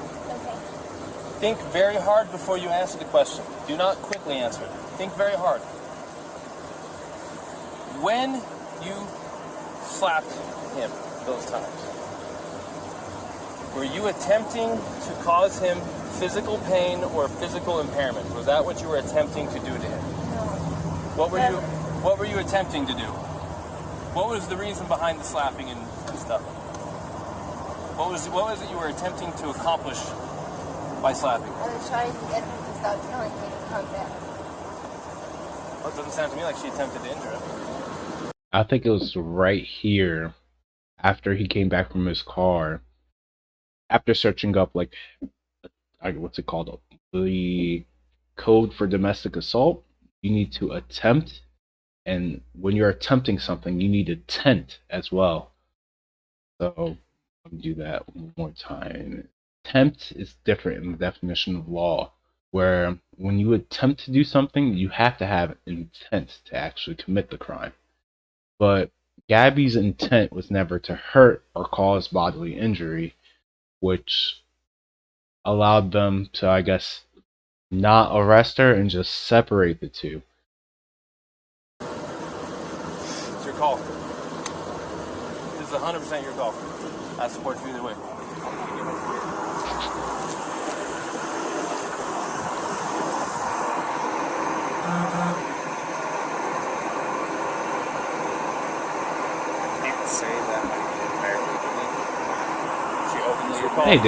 Hey Dana, is there footage of that? Of them driving Brian all the way to the hotel? She openly admitted to me earlier that she was striking him in the arm. He said that she was striking him in the arm. Hey Elizabeth, hey Yoshi Stomp, hey Dana, hey Mars Life. Hey everyone watching this video, I appreciate every single one of you. Please leave a like and let's get back to it. He said she was, and that's what caused him to hit the curb. She said that she grabbed her. I might have just too much stuff probably. No, she said that too, that she started distracting him by hitting him, and that he probably looked at her, and that's why the mark is on. I think their reasoning say, okay, of course when you hit someone you mean to, oh, I guess when you hit someone you're probably obviously going to cause harm or bodily injury. But what they were trying to do is skirt the definition of assault by saying she has to intend bodily harm. And if her intentions weren't bodily harm, then there's no attempt. And I guess her excuse was she didn't want to cause bodily harm, she just wanted to get back into her car. Which the officers rolled with that answer and was like, look, I don't think she attempted to cause such and such, so there should be no domestic. You can wiggle your way out of charging this as a domestic case and maybe just separate them. Which I understand, but I think this is what the whole world is up in arms about now. Like, should we have done that, or should we have gone the full way, arrested this girl, and let her have that on her papers until she can get it expunged on her own? Question is going to determine which can take a while. What happens next? But the only person who can answer this question is you.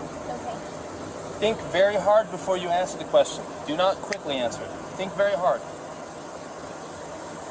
When you slapped him those times, were you attempting to cause him physical pain or physical impairment? Was that what you were attempting to do to him? No. What were you attempting to do? What was the reason behind the slapping and stuff? What was it you were attempting to accomplish by slapping? I was trying to get him to stop telling me to come back. Well, it doesn't sound to me like she attempted to injure him. Yeah, let me go back This is where he searches up assault, the definition of assault, and reasons that attempt has to have an intent.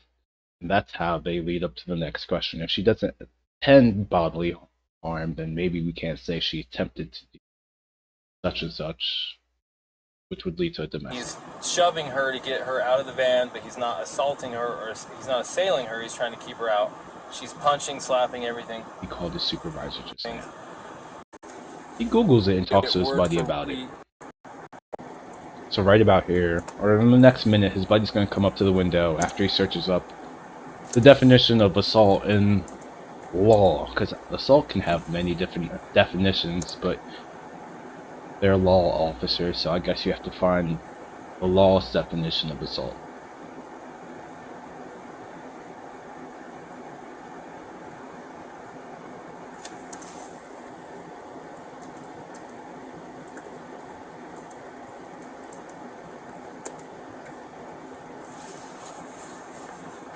Minutes Australia.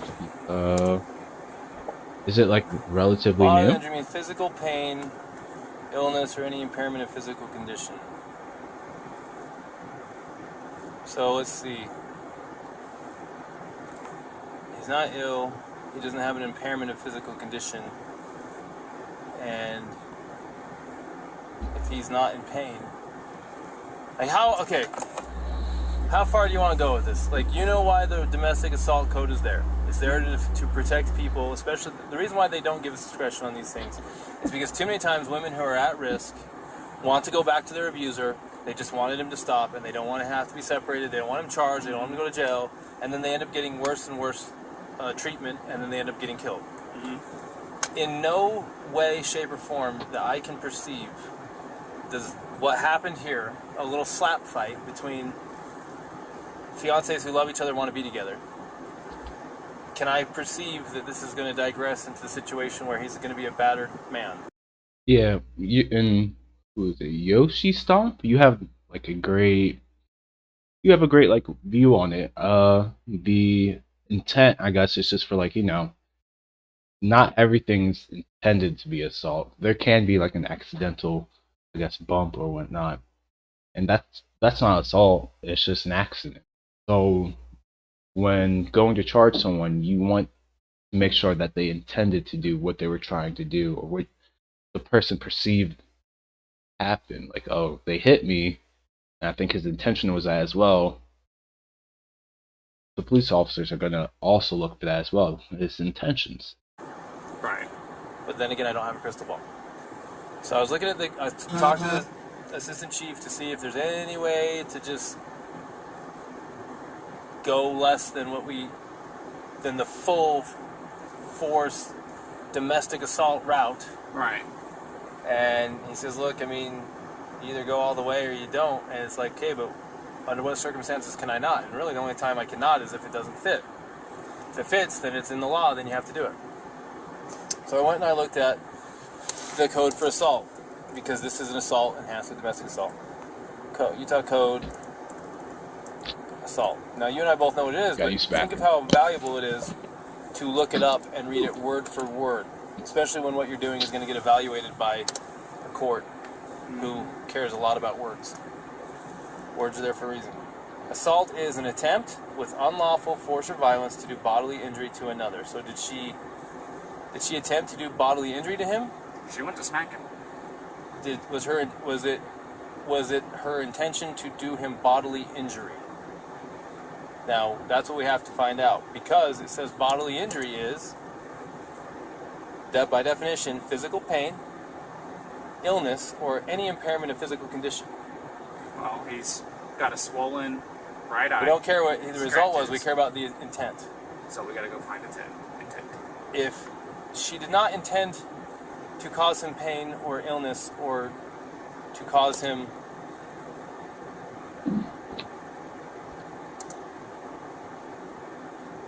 So, I'm no expert, but we do have a request to show, what's it called, Brian?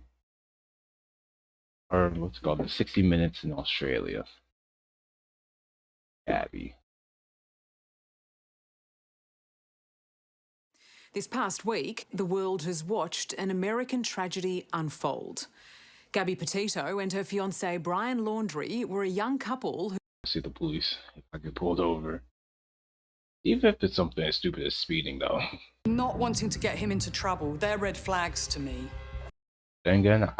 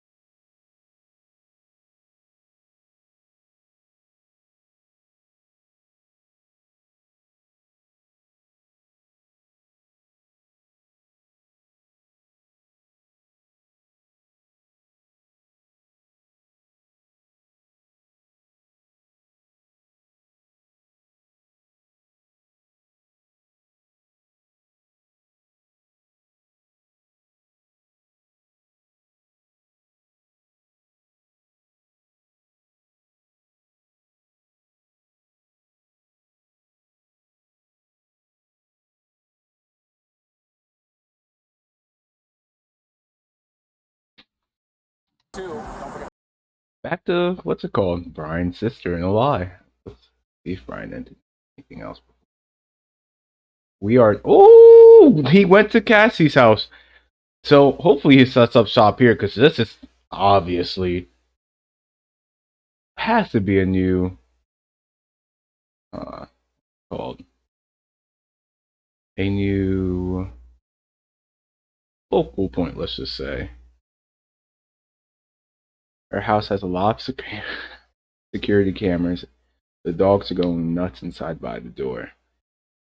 And we do have a new statement from the Dirty Laundry's attorney to, I guess, Brian Enton, saying that Cassie did meet Brian for a day. 2 days, actually. The day he came back to Florida, and on the 6th when she went to the DeSoto campground. Wait, Cat. And this is an interview in what she said she hasn't seen. All I have is I gave Brother Brian. I wish I could talk to him. Laundrie says she's told police everything she knows about her brother Brian Laundrie and his fiancée Gabby Petito and their cross-country road trip. I've cooperated every way that I can. I wish I had information, or I would give more.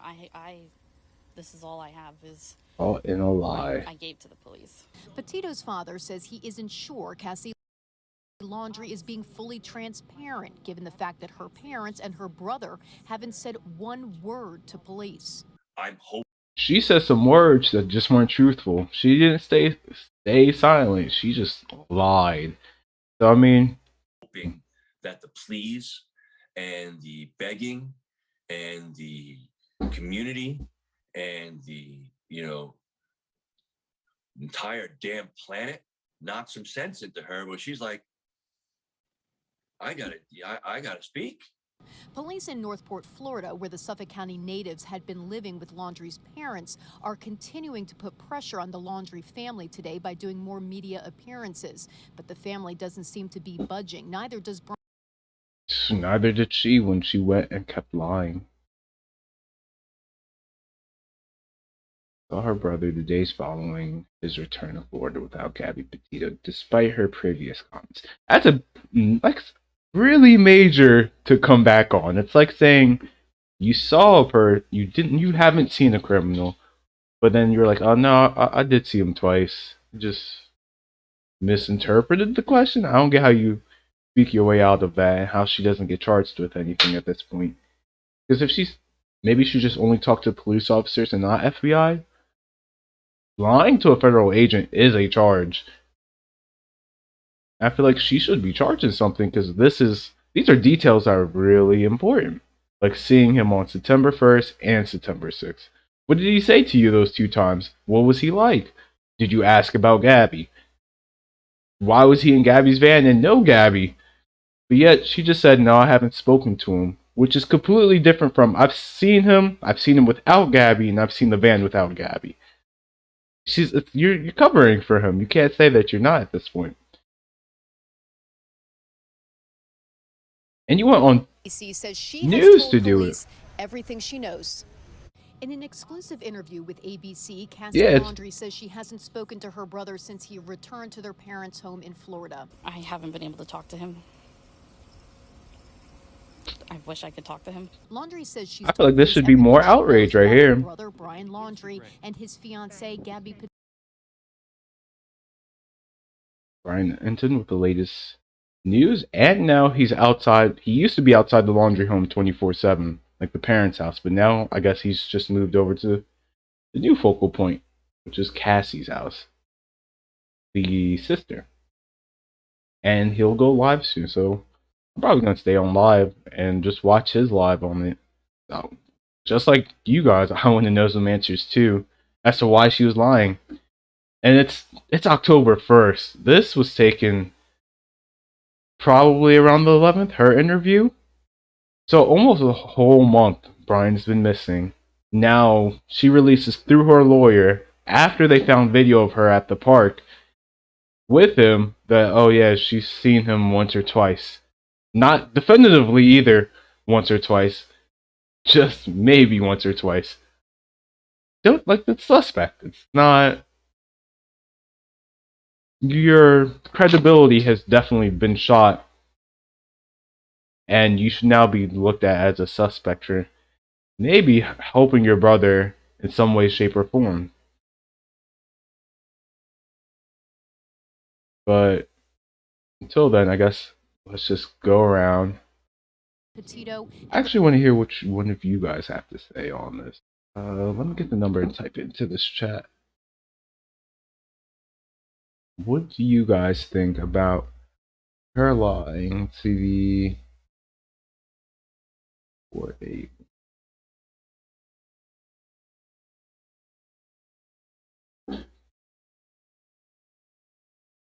I just put a number in the chat, guys. Please call. I want to hear what you guys have to think about the situation, her sister, the whole Dirty Laundrie family. Their cross-country road trip. I've cooperated every way that I can. I wish I had information, or I would give more. While we're sitting around looking for more information about the subject. Petito's father says he isn't sure Cassie Laundrie is being fully transparent, given the fact that her parents and her brother haven't said one word to police.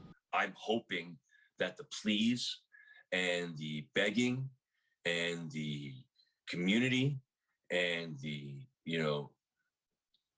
entire damn planet knocked some sense into her where she's like, I gotta speak.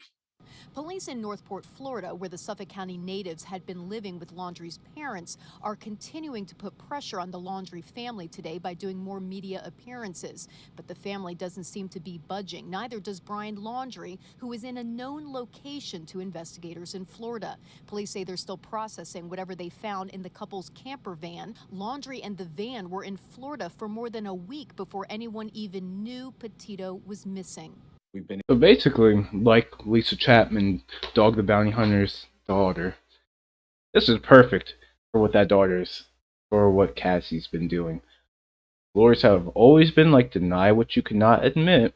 So basically saying, hey, if she's talked to Brian, deny if you can't admit it, because now if you say you've talked to Brian, you're looked at.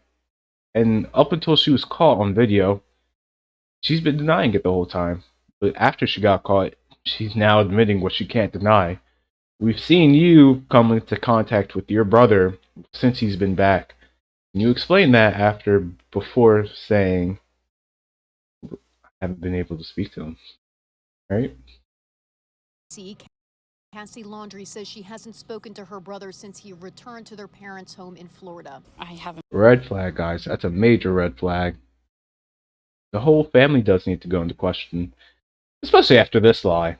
Especially after this lie. Like, what? You can't just say you haven't spoken to him. He's probably the biggest wanted fugitive in America right now. And then retract that statement weeks later. Whew. That's definitely not cool.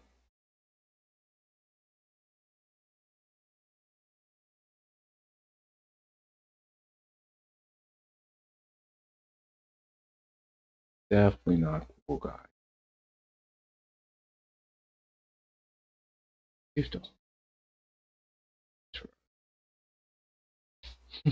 Aloha, Brian. Hey, Marie. What's up?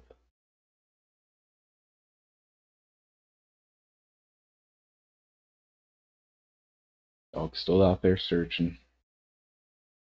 Facebook, I believe. Fox News. See if they have updates on. Looking currently. Nothing I can see. But I guess today's biggest news is this. She lied. Brian Laundrie's sister lied. And he will go live soon. Which I don't want to get off for, because he did say 30 minutes ago he'd go live, and he typically sticks to his word on it. This is Brian Laundrie's sister house.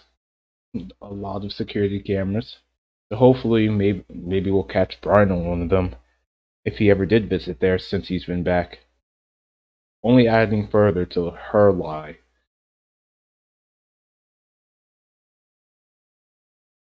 And just a document.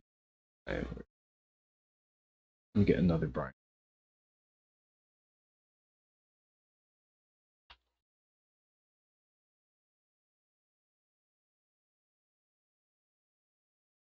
To my knowledge, Cassie went for a day.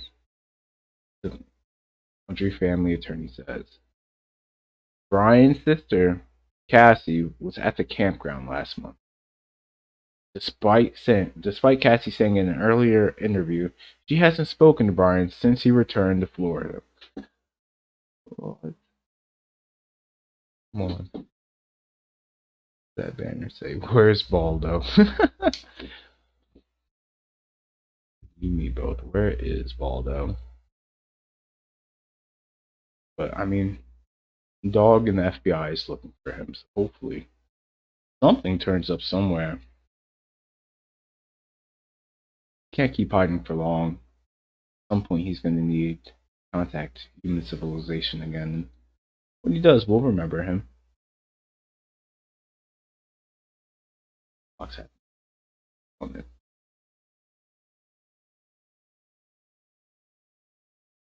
Oh, the FBI is to join in the Miya Marcarno case that I talked about earlier. What's this, guys?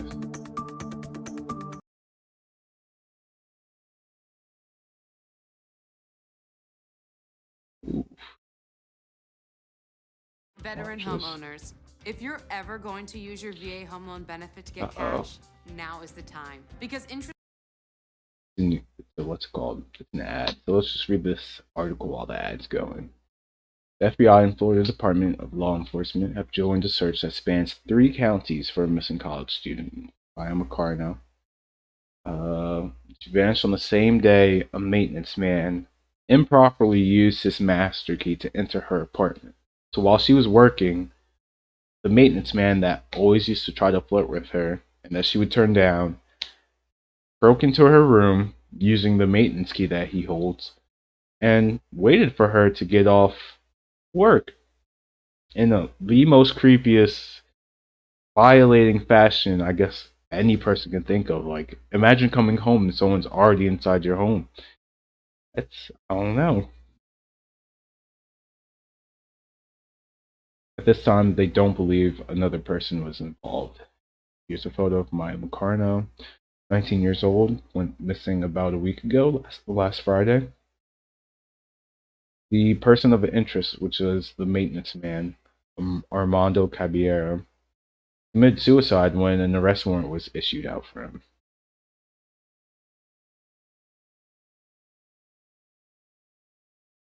We could start this new segment over.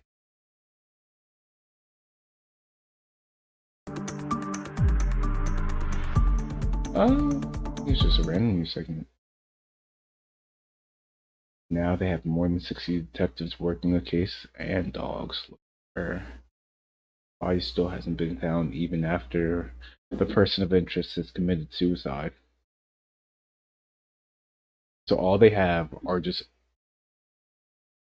information on where he may have been over the weekend, such as like where his cell phone is aimed at.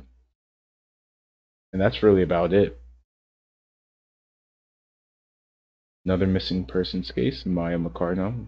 Forget her. Back to Gabby Petito news. We're currently waiting for Pregnant Live. News Nation now taping.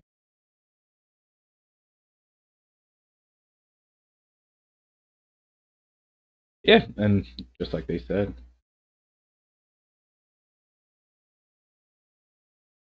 told ABC that last month. I wish I could talk to him. It's not even like, yeah, I did talk to him recently, but not much. It's like I haven't talked to him at all. Half a month later, releases report through.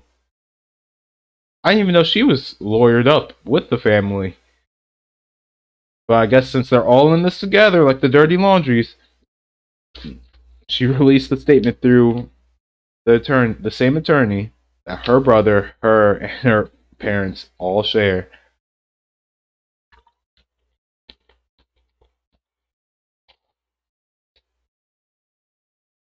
When Bertolini was asked whether Cassie Laundrie was at the campground at the same time as her brother, he responded, "I don't know." He later sent a follow-up text saying Cassie saw her brother on the 1st when he stopped by her home. So he went to her house. It's not like, hey, I went to my parents' house looking for my brother. She saw him come to her house. There's no, I haven't seen him since so-and-so. It's like, you're clearly covering for him. And then you're going on the news lying about when you last saw him. That's almost, like someone said, obstruction.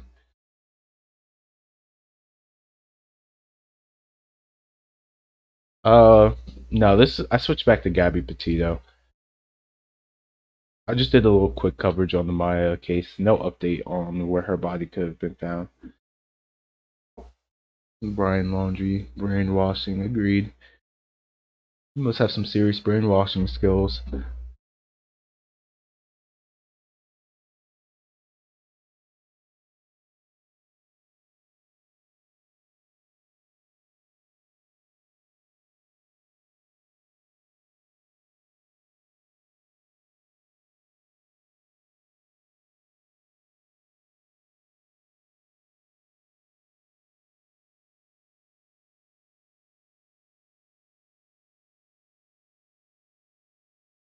some point we'll go live in front of his sister's house. And hopefully we can get some answers from. Oh wow, what? He just left her house. No answer. Wait a second. I swear we were waiting for a live here. Let's see.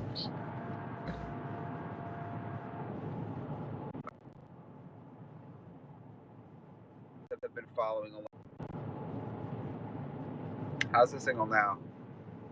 Okay, I might lose you guys because we're driving.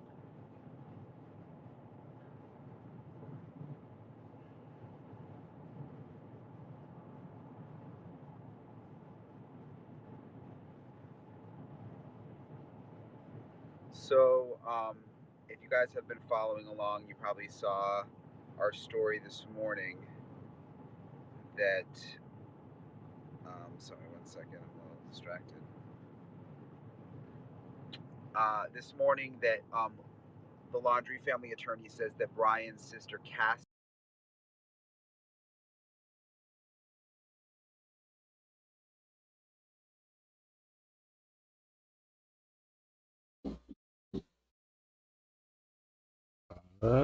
Just a free refresh this.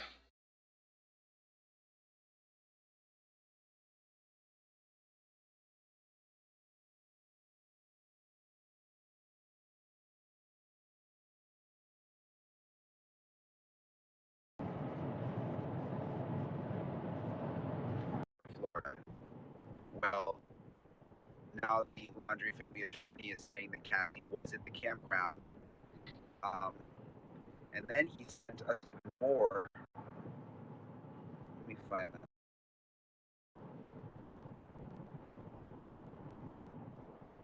Alright, I'm probably gonna have to show you these videos later because they're not uploading right now. And Cassie's not home. But these are live updates. It's 2:57 right now on the screen. And he just tweeted this. Bad service on the highway, so live is breaking up like we're hearing right now. We just left Cassie Laundrie's house. No answer. I will go live on here when I get back to the parents' house in Northport with an update. So it's about, I guess, like a 30-minute drive. Yeah, 'cause I think going to the DeSoto campground is passing her house, which is, I think, about like an hour or hour and a half drive.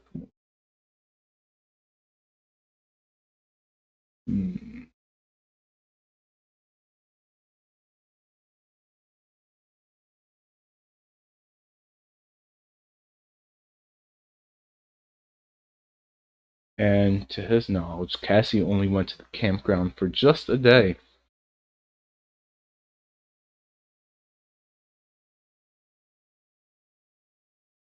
What was the link above that? Yeah, there's no... We're gonna have to wait for him to get back to probably Northport for him to have better service. Let's see if...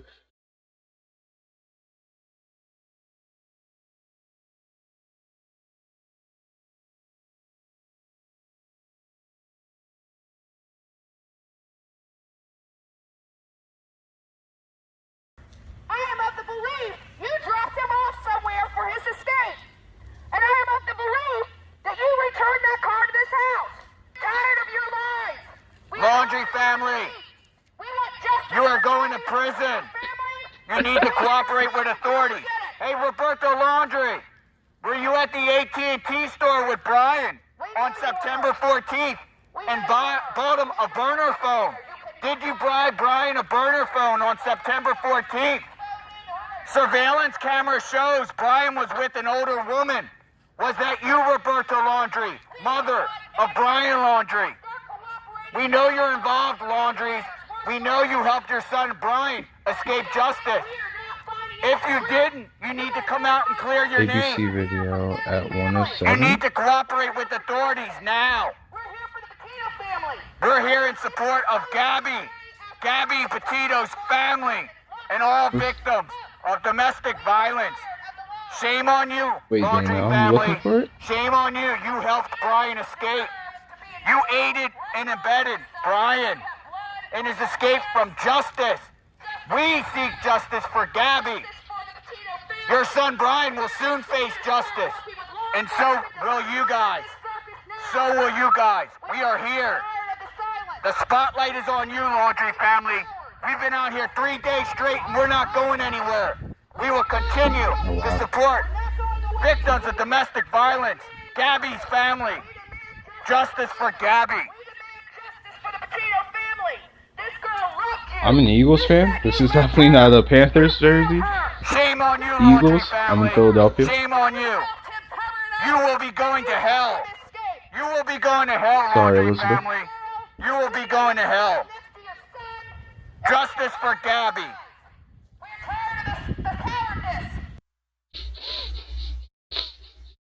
This is like their 4th day being out there, so they've said. Let me see.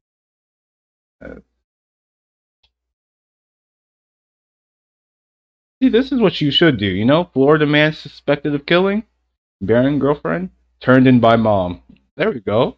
Roberta Laundrie needs to take like a play out her book. You know your son's a killer? His girlfriend, bro. Oh my god. Oh guys, I'm having technical difficulties right now, but I'll be live later. So tune back in. I appreciate every single one of you for watching. Don't leave a like and a sub. Haven't been able to talk Today's to him. news of the day is she's a liar. Wish I could talk to him. Cassie Laundrie. She hasn't spoken to her brother since he returned to their parents' home in Florida. I haven't been able to talk to him. I wish I could talk to him. Liar of the day, guys. Don't be like Cassie Laundrie.